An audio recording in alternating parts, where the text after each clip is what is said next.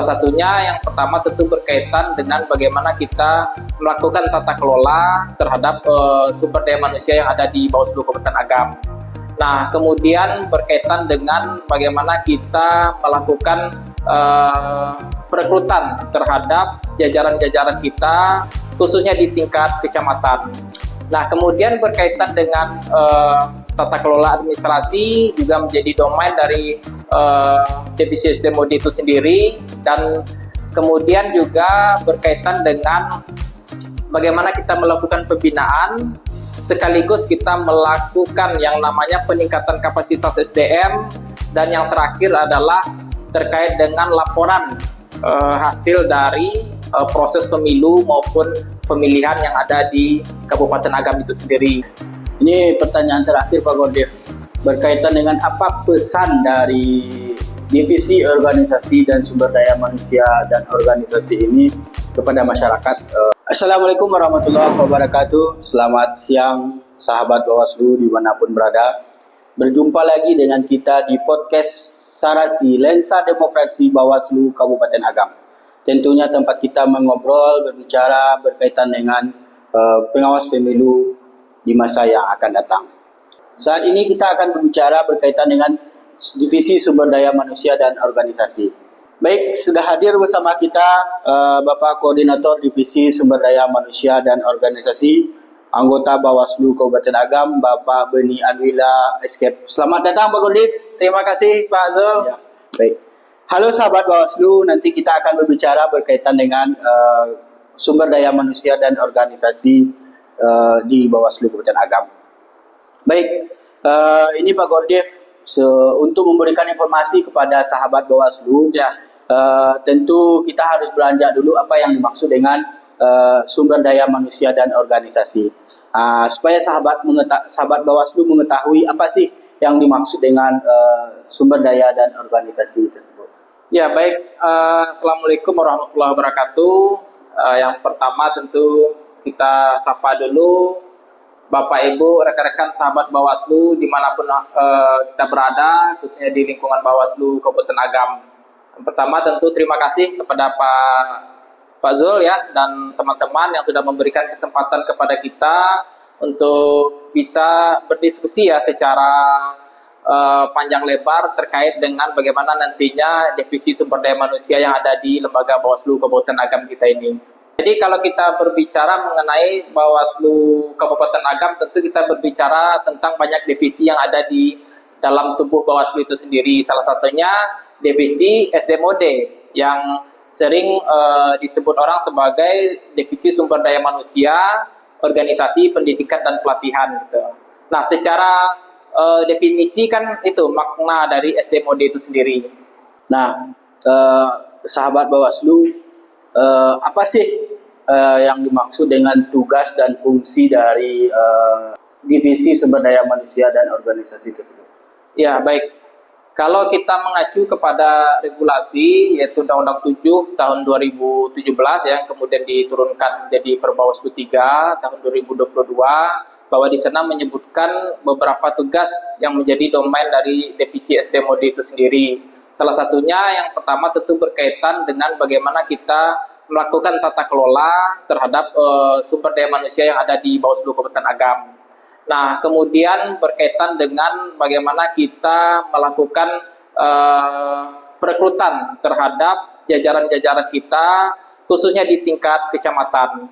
Nah, karena kan kita memiliki jajaran Bawaslu di Kabupaten Agam itu mulai dari Panwascam, PKD sampai dengan tahapan PTPS. Tetapi kalau untuk Divisi SD Mode itu sendiri, wewenangnya di tingkat kecamatan dalam merekrut pengawas ad hoc. Nah, kemudian berkaitan dengan tata kelola administrasi juga menjadi domain dari Divisi SD Mode itu sendiri, dan kemudian juga berkaitan dengan bagaimana kita melakukan pembinaan sekaligus kita melakukan yang namanya peningkatan kapasitas SDM, dan yang terakhir adalah terkait dengan laporan hasil dari proses pemilu maupun pemilihan yang ada di Kabupaten Agam itu sendiri. Barangkali secara umum itu tugas dan tanggung jawab yang kemudian diemban oleh Divisi SD Mode. Kalau apa saja sih peran dari divisi SDMOD itu, Pak Gede?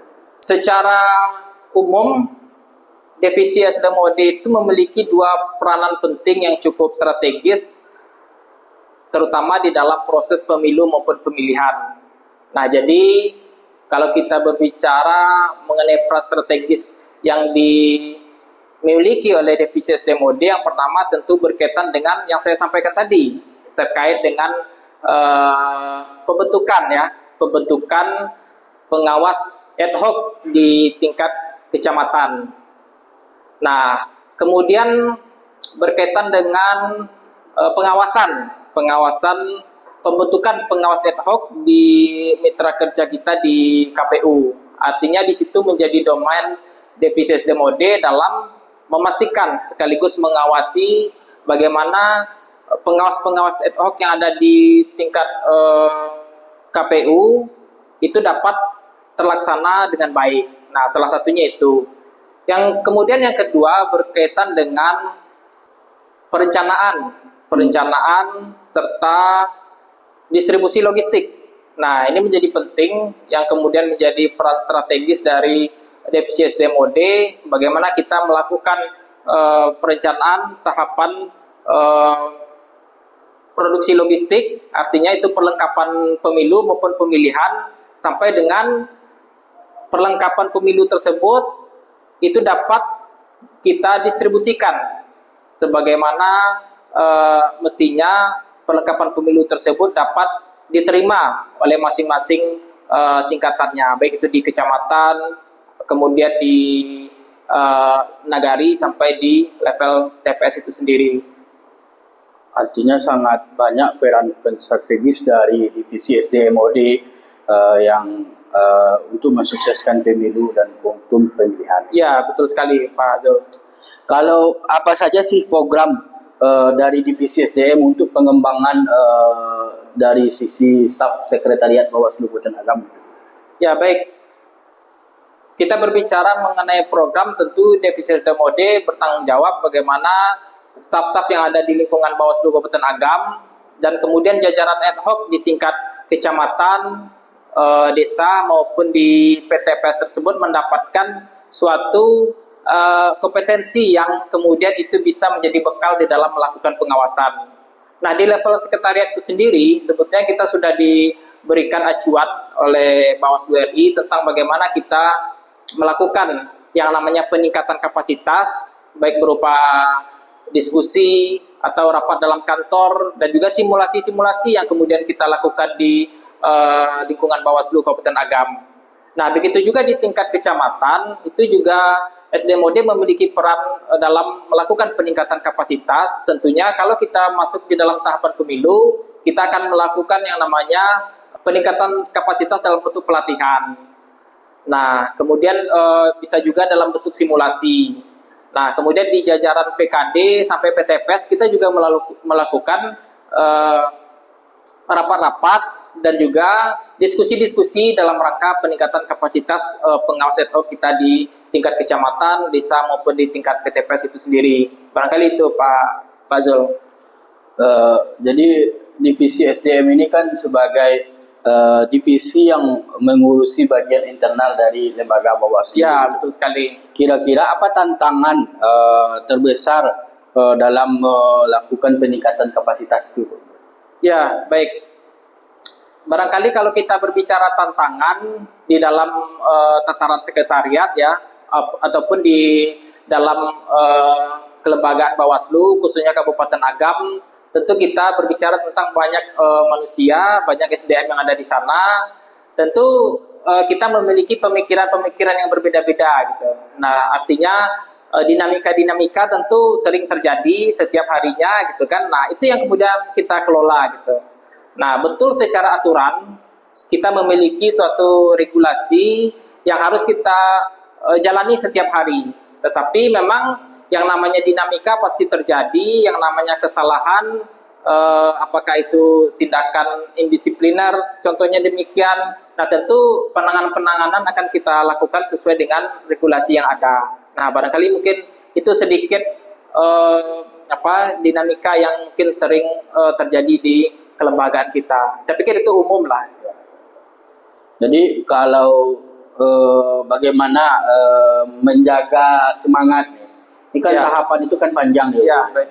Bagaimana menjaga semangat dari staf-staf sekretariat ini supaya dia tetap fokus dan bekerja dengan sebaiknya dalam menghadapi tahapan, kan mungkin jenuh atau bagaimana gitu. Betul. Ya, baik.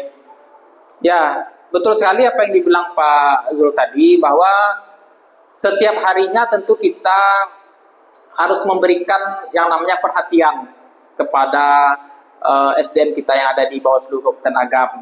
Nah, bagaimana kita memanusiakan manusia? Prinsipnya seperti itu. Artinya seluruh kebutuhan, baik itu hak yang kemudian itu menjadi hal yang harus dimiliki oleh teman-teman tersebut kita berikan, gitu kan? Artinya aspirasi-aspirasi yang kemudian diberikan oleh teman-teman sekretariat itu kita tampung.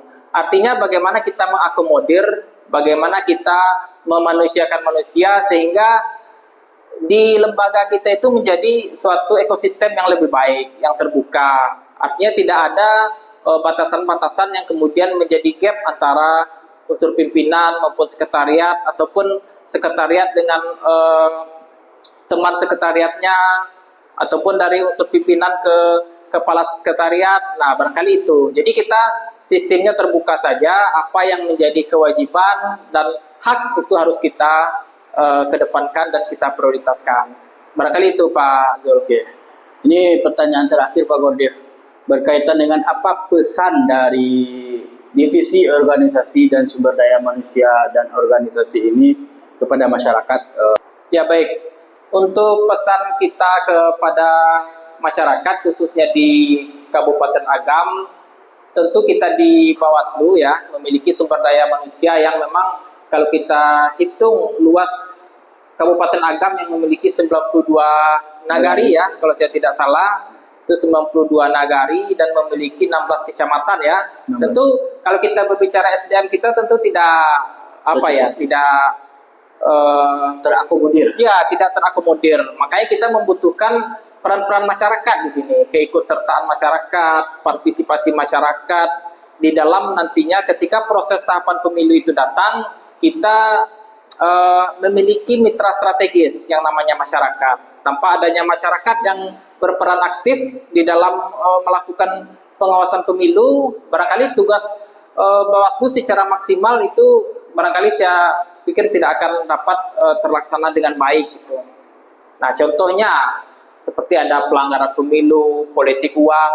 Nah, peran masyarakat di situ memberikan laporan kepada Bawaslu berupa informasi-informasi yang kemudian nantinya bisa kita tidak lanjuti dengan baik. Barangkali itu Pak Zul.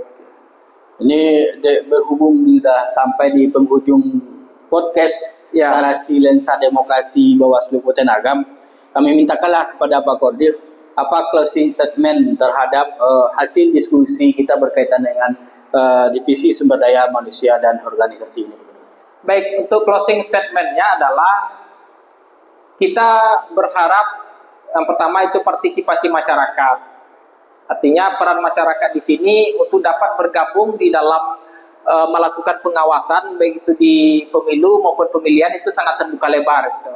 Artinya silakan Bapak Ibu, sahabat Bawaslu semua memantau seluruh tahapan pemilu yang ada di Kabupaten Agam. Nah, nantinya ketika momen itu datang, kita berharap partisipasi masyarakat, teman-teman, khususnya di Kabupaten Agam untuk dapat berperan aktif dan dapat memberikan kontribusi berupa apakah itu ikut bergabung di dalam jajaran pengurusan ad hoc di tingkat kecamatan atau ikut bergabung di dalam pengawasan ad hoc di tingkat nagari maupun di tingkat PTPS itu sendiri. Artinya itu terbuka kepada siapa saja, tentu terkait dengan regulasi atau persyaratan-persyaratannya di setiap tahapan pemilu tentu itu berbeda-beda gitu. Kalau kita mengacu kepada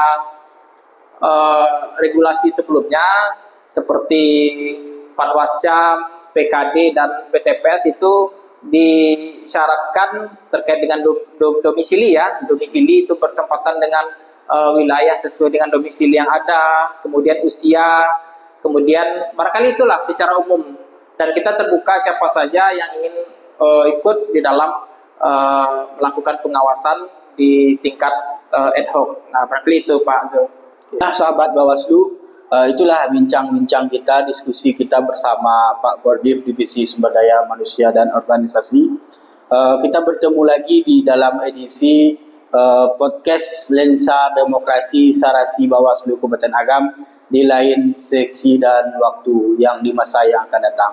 Sekian, terima kasih. Bersama rakyat awasi pemilu, bersama Bawaslu tegakkan keadilan pemilu. Wassalamualaikum warahmatullahi wabarakatuh.